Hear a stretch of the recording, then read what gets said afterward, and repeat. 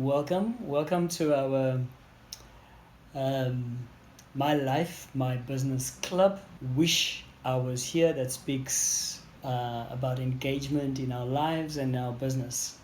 Now, today we were going to continue with our thread about goal achievement. And the reason I guess we're doing this is that for some, the definition of success is goal achievement. Whatever the goals are that you set for yourself, when you achieve them, you feel successful. And so this afternoon, we want to talk about eliminating barriers towards achieving that goal, and so that you can have feelings of success, because that's the whole point. And Carlo, you expressed by faith that you are looking forward to another insightful session. Well, let's hope that'll indeed be the case. I really want to talk about two coaching tools that if any of you ever been a client of Alistaire's, you probably come across these tools. But anyway, I'm going to give you the Jacques version of these tools.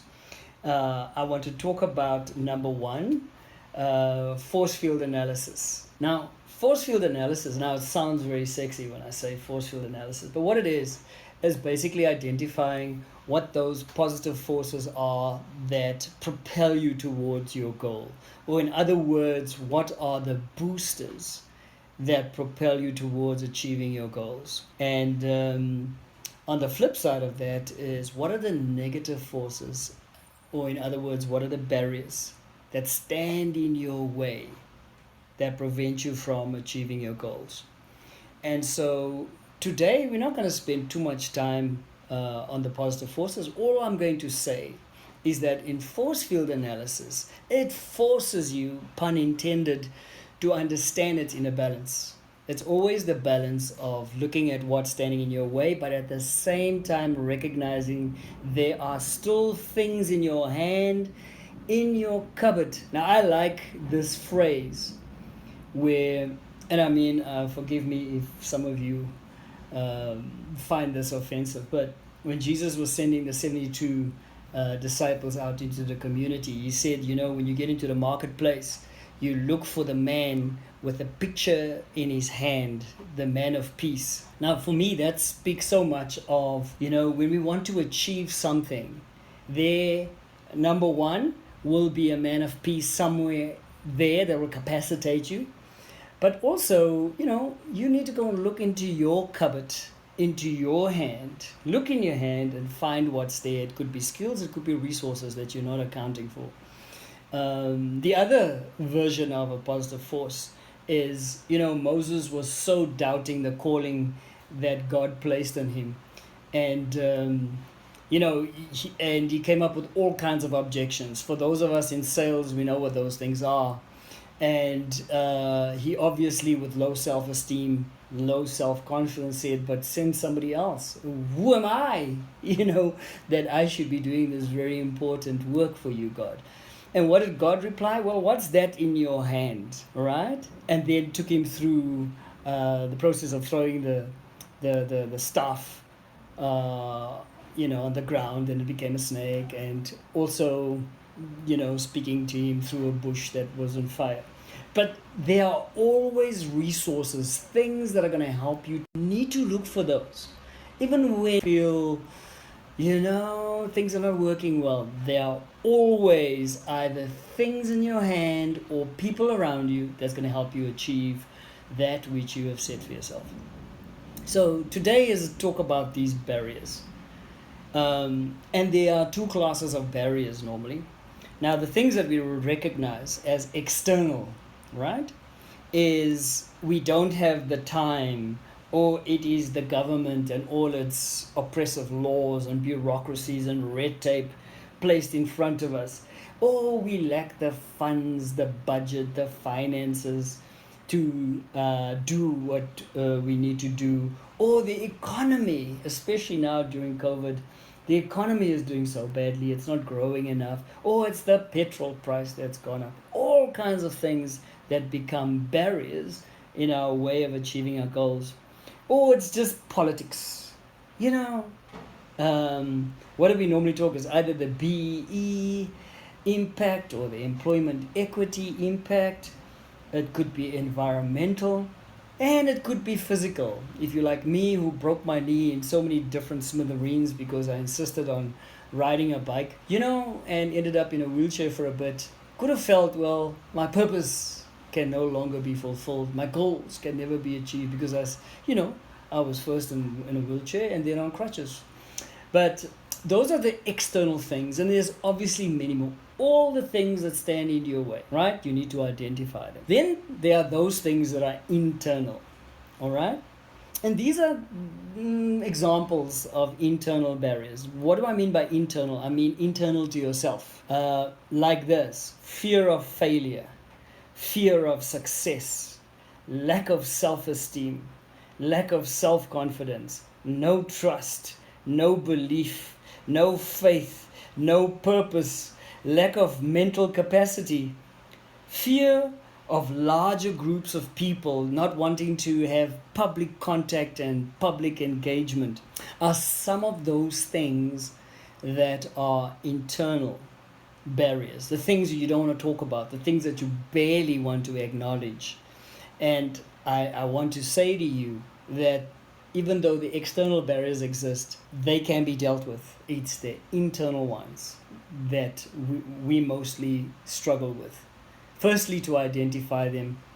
Secondly, to own up to them, to acknowledge that they exist. And Alistaire did speak about self-sabotage and all of those. The fear of success.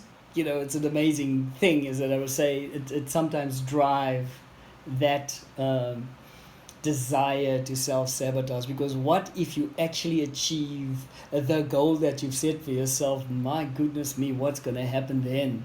Kind of a thing.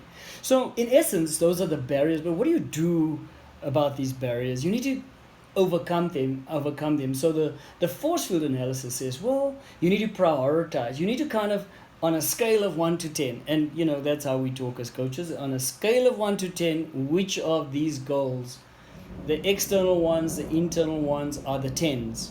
And the reason you want to prioritize, right, is that you want to isolate the ones that if you chip away at them and you start to build momentum towards your goals. You know that if you just take little steps, bite-size scoops, if you like, spadefuls, if you like, of digging your way through them or around them or over them. The objective is to eliminate these barriers as much as you possibly can.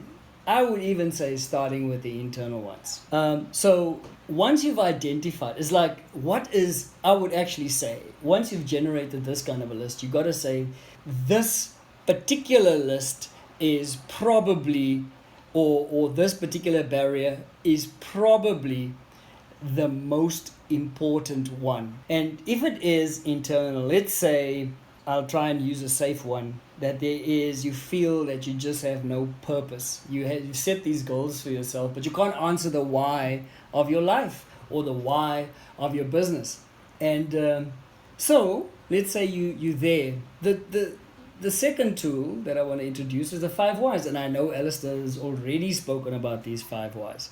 But these 5 whys, or asking the question 5 times, asking why 5 times, is really root cause analysis. You want to understand that there is a reason for this barrier. What sits at its root as you possibly can identify? Because once you want to do something about it, you know that once uprooted, you've eliminated this barrier. We all know what happens with weed. If you pull the weed only above the ground, pull that bit out that's visible, it's going to grow again and again and again. It will just come. It's like a boomerang thing, right? Unless you actually identify or dig around that weed and pull up the root, then you've gotten rid of it forever and a day. But to understand why you have the barriers is very important. So you would ask why 5 times. Like, for example, in the one is like feeling a lack of purpose, like I have no purpose. So the first question would be, well, why do I have this lack of purpose? And to do this, you can do this by yourself if you're disciplined enough and honest enough with yourself to answer those questions. And whatever you've answered, you ask why again. And you do this 5 times over until you're satisfied that you have gotten to as much of the root as possible. So you might ask, but Jacques, okay, so now I'm saying, don't forget why we want to do this. right? There's something standing in our way, right, that prevents us from achieving the goal. So once we understand this internal barrier, we can then come up with the strategy and plan to overcome it. Because once we do, those little micro steps towards the goal, and a feeling of exhilaration, the feeling of excitement because now I'm making progress. This is the thing that makes you feel that you're on your way, on your journey to success, right? And that's where I'm going to conclude. And so, yeah, thank you, Jacques. I discovered something powerful. So we look at the force field, and in the middle is the issue. It's, you know, I don't want to do this. So it's about making sales. It's about sending out a proposal. And so on the one side, look at kind of on your left side. So if that's the issue in the middle, on the left side, you look at Milka, you look at everything that makes it possible for you to get a yes from a client. So list those things. And the beauty of that is that you will actually see how much more you have in order to get a yes from a client if you list those things on the left. So the things on the right are the ones that work against you, kind of like the thing that makes it impossible for you to seal a deal. And so it's almost like the arrows come back at you and it fights you all the time. And the bigger picture is to look at what those things are and as Jacques just indicated you, find strategies or come up with a plan on each one of them as to how you can change them to your left side. In other words, everything that you've got working against you has the possibility of becoming something that will work for you if you put a little plan in place. And that's the beauty of the tool that Jacques just shared with us, the Forceful. It's an amazing tool. I wanted to add this, Jacques. It's very new to me, but I want to put it out there because I think it creates it puts weight to the fact that we have to deal with these things instead of just, if I just keep on not doing that, things will be okay. And chances are that things will be okay. But the thought this morning came to me, everything, whether it's disappointment, whether it's fear, whether it's anything negative, has the potential to dislocate us. Now, if you imagine your arm. Your arm, when it's dislocated, it's still attached to your body, but it cannot function the way it should and assist you as a being. So anything that fights us and that we don't deal with kind of has the potential to dislocate us from our goal and our purpose in life. So even if we talk first philosophically, if there's bitterness or disappointment sitting in us, that very thing has the possibility of dislocating you from your purpose. And there will always be that missing factor in you driving forward towards your goal and your purpose. Just thought I'd add that. Jacques? Thank you. Absolutely. So, um, the dislocation, the physical type barrier, which is both external and it can be internal. Yep. But I guess what we're saying is how do you really feel as if you're on top of things? The best way I can describe that becomes which is really exhilaration, is progress. Progress as opposed to stagnation. Nothing ever changes. Nothing ever will, no matter what I do. That hopeless, helpless kind of level that we've spoken about at the beginning of this year is the antidote. Is make progress, do the work, do the bit of analysis. Look to the left, which is the things that empower you. Look to the right, the things that are preventing you from doing what you need to do. But sometimes we got to turn around and look at the thing, actually stare at it in the face, have a bit of audacity around you, and say, I've been avoiding this. I've just been accepting the fact that I can't, I wouldn't, or others wouldn't help me. is to turn around and laugh in the face of the barrier. Have some fun with this. It's like, And you might be saying to me, listening to me right now, and saying, you don't understand how serious this is. Of course, everything is serious. But unless you become fully present and your desire to overcome becomes far more or stronger in you. And I think what empowers that is the ability sometimes. Now, I'm just thinking about this now as I'm talking, is the ability to laugh. They say when laughter is the best medicine. I'm telling you, it's actually true. Because it releases all kinds of things in you. Seeing the funny side of it, not taking yourself that seriously, no matter what it might be. And then saying, for me, it's as if you say enough is enough. I want to get ahead. It's about progress, one step at a time. It doesn't even mean you've reached your goal. It's just you can see it in sight. You can see it, you can hear it, you can taste it, actually. And it all begins to build.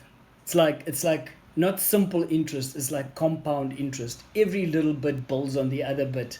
And with compounded sense of progress and achievement, you just want to do more. You look forward to your day because tomorrow is just another day to get ahead again. And yes, tomorrow comes with its own challenges, but whatever those might be, what did I say? Laugh in the face of the challenge, right? Acknowledge that it's there.